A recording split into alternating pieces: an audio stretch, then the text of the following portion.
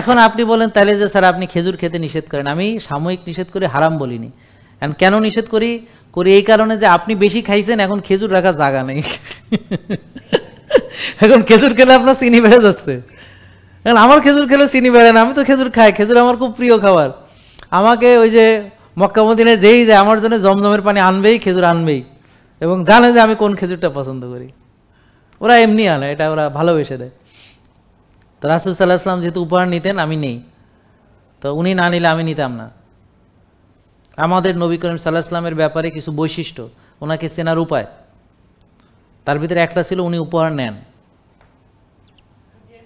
হাদিয়া নেন, হাদিয়া নেন, হাদিয়া দেন, ঠিক আছে।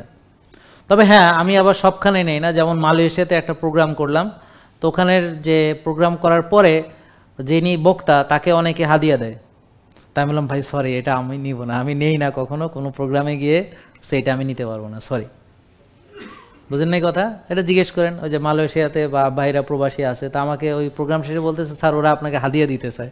সবাই দেখি লাইন ধরে দাঁড়ায় গেছে। আমাকে, না রে ভাই, এটা তুমি তোমাদের আলেমরা নেই বা কি আমি জানি না ভাই, আমি এটার মধ্যে নেই। আমি আল্লাহর রহমতে আলহামদুলিল্লাহ অনেক দিয়েছে আল্লাহ, কোনো দরকার নেই।